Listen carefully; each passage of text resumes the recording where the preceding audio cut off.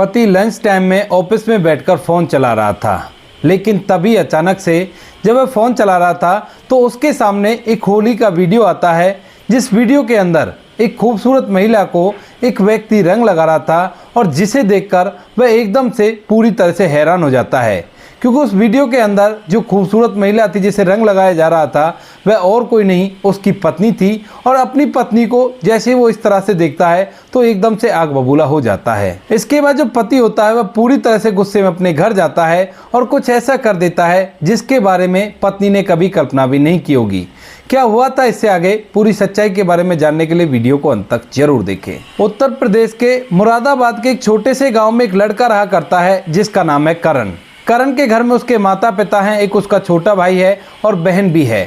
करण घर का बड़ा लड़का है और वह पढ़ लिख कर सरकारी क्लर्क बन चुका है। जैसे ही वो सरकारी क्लर्क बनता है तो उसके माता पिता उसकी शादी की चिंता करने लगते हैं और उसके लिए इधर उधर लड़की ढूंढने लगते हैं। ढूंढने से उन्हें पास ही के गाँव में एक लड़की मिल जाती है, जिस लड़की का नाम होता है निशा। निशा जो कि देखने में बेहद ही खूबसूरत थी और वह अपने माता पिता की काबिल लाडली बेटी थी। इसके बाद घर वालों को ये रिश्ता मंजूर होता है और करण की निशा से शादी करवा दी जाती है। करण बेहद ही सुलझा हुआ लड़का है और वह अपनी पत्नी की हर इच्छा को समझा करता है, लेकिन वहीं पर जो निशा होती है वह जिस तरह से अपने माता पिता की लाडली होती है तो उसी तरह से यहाँ पर आकर अपने सास ससुर के साथ अलग तरह का व्यवहार किया करती है और वैसा ही अपनी ननद और अपने छोटे देवर के साथ किया करती है। यह बात देखकर करण को गुस्सा तो बहुत आता है, लेकिन फिर वह अपने घर वालों को समझा देता है कि कोई बात नहीं, अभी नई नई शादी हुई है, धीरे धीरे एडजस्ट हो जाएगी, कोई भी परेशानी नहीं है। यहाँ तक कि जो निशा होती है उसे अपनी खूबसूरती का काफ़ी ज़्यादा घमंड होता है।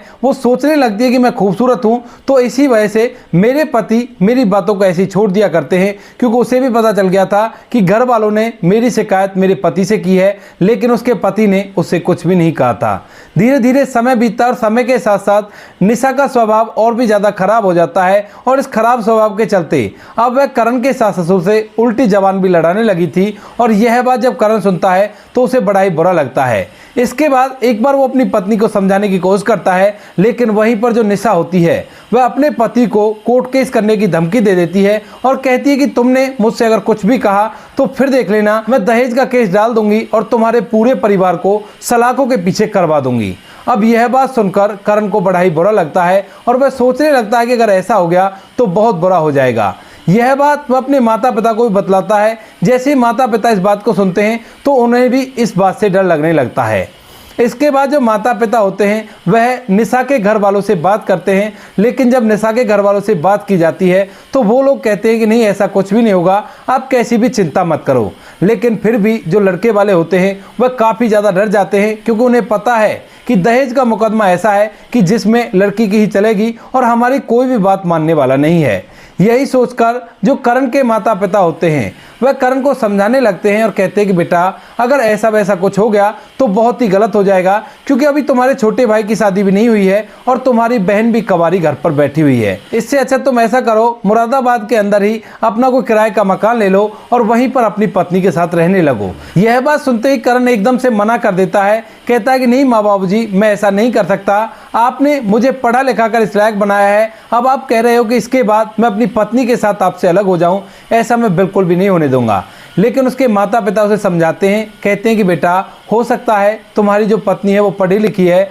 और उसे शहर में रहने का मन कर रहा हो और इसी वजह से ये ऐसी लड़ाइयाँ कर रही हो हमारे साथ, तो इसी वजह से तुम इसे अपने साथ ले जाओ, शायद वहाँ पर जाने के बाद ये ठीक ठाक रहने लगे और कोई भी परेशानी ना हो। करण भी इस बारे में सोचता है और सोचने के बाद मजबूरन वह भी इस बात के लिए हामी भर लेता है। अब जब करण ने हामी भर ली थी तो उसके बाद करण यह बात निशा को बताता है और निशा इस बात को सुनते एकदम से खुश हो जाती है और करण को झट से अपने गले से लगा लेती है और कहती है कि करण तुम मुझसे सच्चा प्यार किया करते हो। करण इस बात को महसूस तो कर रहा था कि किस वजह से ऐसा कह रही है, लेकिन वह उससे कुछ भी नहीं कहता है और उसके बाद करण अपनी पत्नी निशा को लेकर वहां से मुरादाबाद के अंदर एक किराए के मकान में शिफ्ट हो जाता है। वहीं पर वह नौकरी किया करता था और वहीं पर अपनी पत्नी के साथ रहा करता था। माता पिता गाँव में रहने लगे थे और कोई भी कैसी भी दिक्कत नहीं थी। इसके बाद करण अच्छे से अपने घर को चला रहा था और पत्नी घर पर रहकर खाना बना दिया करती थी, घर की साफ सफाई कर लिया करती थी। लेकिन वो कहते हैं ना कि ठाली दिमाग शैतान का घर होता है,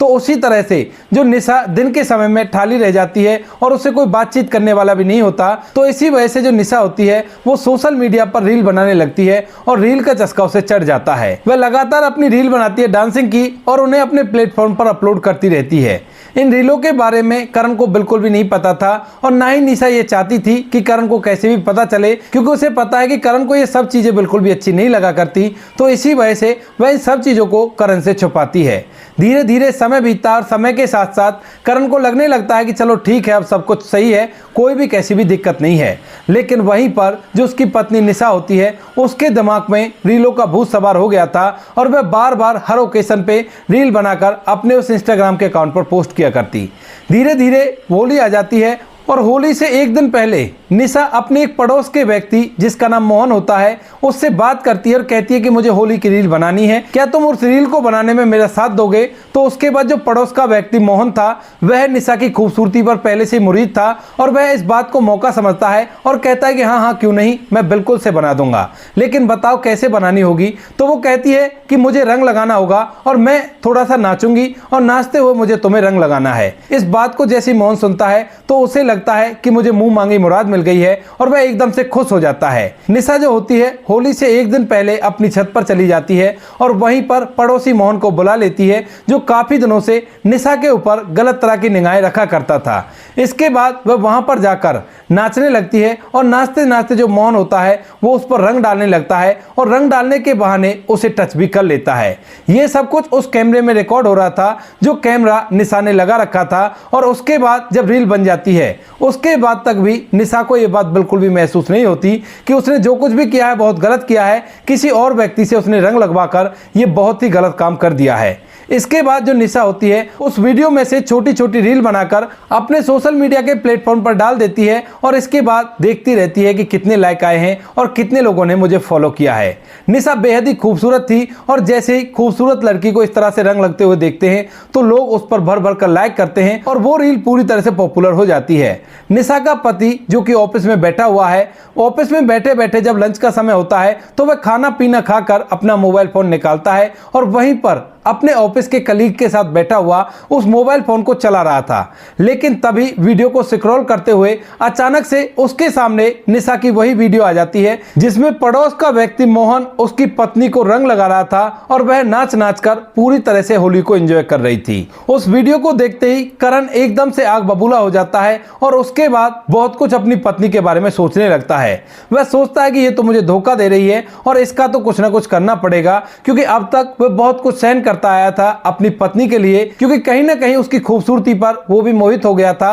और वह भी उससे सच्चा प्यार करने लगा था। लेकिन अब उसकी पत्नी ने अति कर दी है। अब तक तो वो केवल लड़ाई किया करती थी, लेकिन अब तो वो किसी और व्यक्ति से अपने ऊपर रंग लगवा रही है और इस चीज को एंजॉय भी कर रही है। और ये सब कुछ की वीडियो बनाकर उसने सोशल मीडिया पर डाल दी है जिससे सभी लोगों को इस बारे में पता चल जाए। अब उसके बाद जो करण होता है अपनी पत्नी के इस सोशल मीडिया अकाउंट की पूरी वीडियोस को एक एक करके अपने फोन में डाउनलोड कर लेता है और वो सारी रील उसके पास थी जिन रील्स के अंदर वह मोहन से रंग लगवा रही थी। और यह बात देखकर उसे और भी ज्यादा गुस्सा आता है। वह जैसे तैसे करके इस बात को संभालता है और शाम के समय जैसे वो अपने घर जाता है छुट्टी करके, वो अपनी पत्नी से चिल्ला चिल्ला कर उसे धमकाने लगता है और कहता है कि जो कुछ भी तुम कर रही हो ऐसा बिल्कुल भी ठीक नहीं है। अब जैसे ही पति आकर अपनी पत्नी से चिल्लाने लगता है तो उसके बाद पत्नी उससे कहने लगती है कि मैंने ऐसा क्या कर दिया जो तुम इस तरह से मुझसे बातें कर रहे हो। तो उसके बाद पति उस वीडियो को उसे दिखा देता है, लेकिन उस वीडियो को देखने के बाद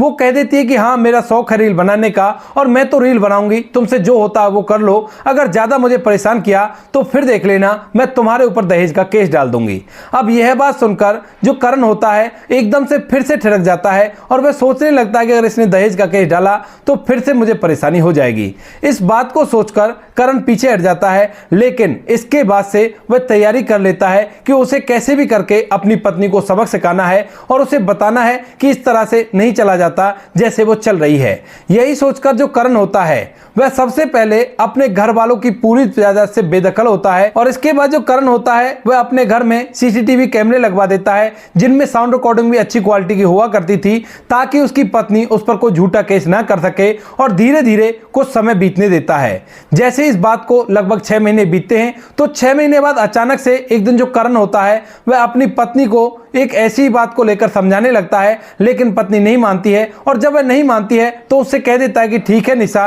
अगर ऐसी बात है तो तुम मुझे तलाक दे दो, मेरे साथ तुम नहीं रह सकती। अब इस बार जो निशा होती है फिर से वही बात करती है जो कुछ वो पहले करण से कहा करती थी कि अगर तुमने ऐसा वैसा कुछ किया तो फिर देख लेना, मैं तुम्हें और तुम्हारे परिवार को जेल में रखवा दूंगी और तुम्हारे ऊपर दहेज का मुकदमा दर्ज करा दूंगी। तभी करण कहने लगता है अपनी सफाई में कि हम कहां तुमसे दहेज मांग रहे हैं जो तुम हमारे ऊपर दहेज का मुकदमा दर्ज कराओगी। लेकिन अब तक निशा जान चुकी थी कि महिलाओं की अच्छी खासी चला करती है, तो इसी वजह से वह उससे कह देती है कि वो तो मुझे पता है कि मैं चाहे कुछ भी कह दूं और तुम लोगों को तो पुलिस पकड़ ही लेगी, क्योंकि हम लड़की हैं तो लड़कियों की काफी ज्यादा चला करती है। जैसा ही वो ऐसा कहती है तो उसके बाद करण कहता है कि ठीक है, अगर ऐसी बात है तो अभी के अभी जाओ और मेरे खिलाफ केस दर्ज करवा दो। इसके बाद जो निशा होती है वो गुस्से में घर से निकल जाती है और थाने जाकर केस दर्ज करा देती है। जैसे पुलिस वाले करण से कहते हैं कि इस तरह से तुम अपनी पत्नी को दहेज के लिए परेशान किया करते हो, तो उसके बाद जो करण होता है वह फौरन से उस रिकॉर्डिंग की एक सीडी बनाकर पुलिस वालों को दे देता है, जिससे पूरा के पूरा केस वहीं पर खत्म हो जाता है। क्योंकि निशा झूठ बोल रही थी,